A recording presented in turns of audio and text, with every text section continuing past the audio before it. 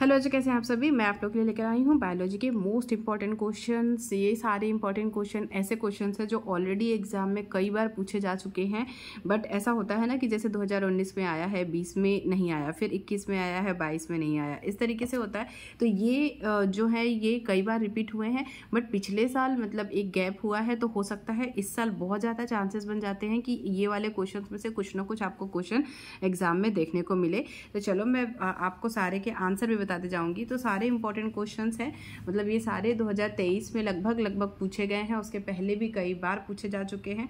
तो सबसे पहले जो हमारा क्वेश्चन है, सबसे पहले हमारा है कि जनसंख्या विस्फोट के कौन कौन से कारण हैं। तो जनसंख्या विस्फोट ऑलरेडी मैंने वीडियो प्रोवाइड की है आपको, बट फिर भी चलो मैं फिर से बता देती हूँ कि जनसंख्या विस्फोट के कौन कौन से कारण हैं। हम लाइन से सारे क्वेश्चंस के आंसर देख लेंगे। तो उसका आंसर देख लेते हैं हम। जनसंख्या विस्फोट क्या होता है? आबादी का तीव्र गति से बढ़ना जनसंख्या विस्फोट कहलाता है। अर्थात जब किसी देश की जनसंख्या में मृत्यु दर में कमी आ जाती है परंतु जन्म दर में वृद्धि होती है, तो वहाँ पे क्या होता है? जनसंख्या विस्फोट होता है। इसे ही जनसंख्या विस्फोट कहते हैं। इसका कारण क्या होगा? कम आयु में विवाह होना। कम आयु में जब विवाह होता है तो बच्चे अधिक होते हैं, तो इसकी वजह से जनसंख्या विस्फोट होने के चांसेस बढ़ जाते हैं।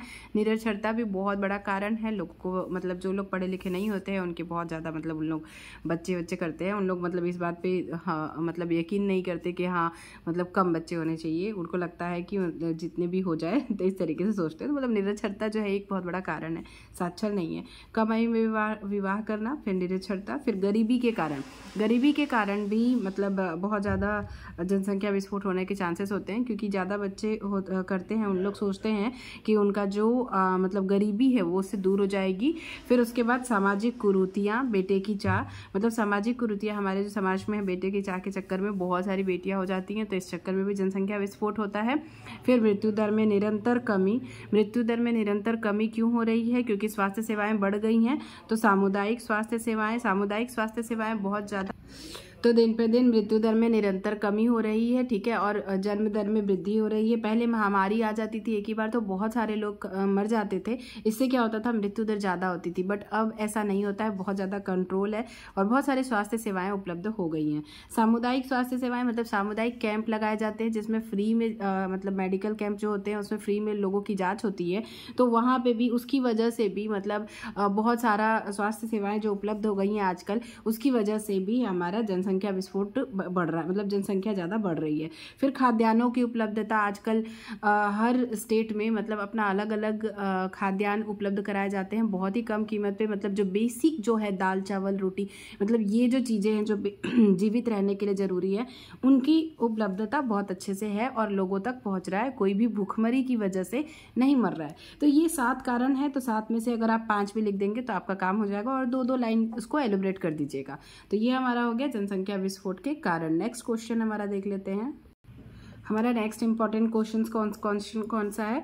मेंडल ने अपने प्रयोग के लिए कितने लक्षणों का चुनाव किया तथा किन्हीं 4 लक्षणों के नाम लिखिए। तो देख लेते हैं कि उन्होंने अपने प्रयोग के लिए कितने लक्षणों का चुनाव। तो मेंडल ने अपने प्रयोग के लिए 7 जोड़ी विपर्यासी लक्षणों का चुनाव किया। 7 जोड़ी विपर्यासी मतलब विपरीत, ठीक है। अब अलग अलग विपरीत लक्षणों का चुनाव किया, याद रखना। उसमें से 4 पुष्पों का रंग के आधार पर मतलब बैंगनी रंग और सफ़ेद रंग का चुनाव किया, जिसमें से बैंगनी प्रभावी, सफ़ेद अप्रभावी था। बीज का रंग हरा और पीला, तो हरा जो था वो प्रभावी था, पीला अप्रभावी था। पौधे की लंबाई लंबा और बौना के आधार पर भी किया था, तो प्रभावी जो था वो लंबा था और अप्रभावी बौना। बीज का आकार गोल और झुर्रीदार भी किया, तो जिसमें गोल जो था वो प्रभावी था और झुर्रीदार जो था अप्रभावी था। इस तरीके से इसका आंसर आपको लिखना है। नेक्स्ट हमारा क्वेश्चन क्या है? आनुवांशिक रोग क्या है? मनुष्य में इस रोग के 2 उदाहरण लिखिए। तो आनुवांशिक रोग कौन सा होता है? जो एक पीढ़ी से दूसरी पीढ़ी में स्थानांतरित होता है।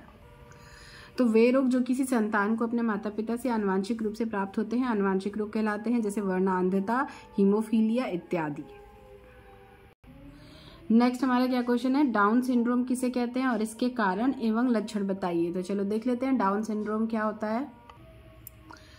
डाउन सिंड्रोम मनुष्यों में पाया जाने वाला एक आनुवांशिक रोग है और यह रोग 21वें अलिंग सूत्र मतलब ऑटोसोम की त्रिसूत्रता मतलब ट्राइसोमी के कारण उत्पन्न होता है। और इसका अर्थ है कि इस रोग में 21वें क्रोमोसोम की 2 के बजाय 3 प्रतियां उपलब्ध होती हैं। कितनी प्रतियां? वैसे तो क्रोमोसोम की 2 प्रतियां होती हैं, बट इसमें क्या होता है 21वें क्रोमोसोम की 3 प्रतियां उपलब्ध होती हैं। अतः रोगी मनुष्य असुगुणित मतलब असुगुणित होता है, ठीक है, असुगुणित होता है और वह उसमें कुल गुणसूत्र की संख्या 47 होती है। क्या होती है? 47 होती है। यह स्थिति अंड के निर्माण के समय होने वाले अर्धसूत्री विभाजन में 21वें समजात क्रोमोसोम के पृथक न हो पाने के कारण होती है। कब किस कारण होती है यह स्थिति? यह स्थिति अंड के निर्माण के समय, जब अंडे का निर्माण होता है समय होने वाले, जब उसमें अर्धसूत्री विभाजन होता है तो उसमें 21वें समजात क्रोमोसोम के पृथक न हो पाने के कारण होता है। इसे नॉन डिसजंक्शन कहा जाता है। इसके कौन से लक्षण होते हैं? असामान्य या मंदित शारीरिक वृद्धि, मंदबुद्धिता, लगातार आंशिक रूप से खुला मुख, हथेली पर उभरी रेखा, गोल सिर व पलकों के किनारे झुके हुए आदि इस रोग के प्रमुख लक्षण हैं। ठीक है। अधिक उम्र की कोशिकाएं भ्रूणीय विसंगतियों के लिए अधिक भेद्य या ग्राह्य हो जाती हैं, अतः 45 वर्ष की आयु या अधिक होने पर यह संभावना बढ़ जाती है। तो ये हो गया हमारा डाउन सिंड्रोम। अगला क्वेश्चन हमारा क्या है? अगला क्वेश्चन है डीएनए तथा आरएनए में अंतर लिखिए। तो डीएनए और आरएनए में अंतर मैंने ऑलरेडी वीडियो अभी भी प्रोवाइड की है, तो मैं इसका लिंक डिस्क्रिप्शन बॉक्स में दे दूंगी। बहुत ज़्यादा इंपॉर्टेंट है, जरूर देखना डीएनए और आरएनए में अंतर, क्योंकि ये लगभग हर साल ही पूछा जाता है।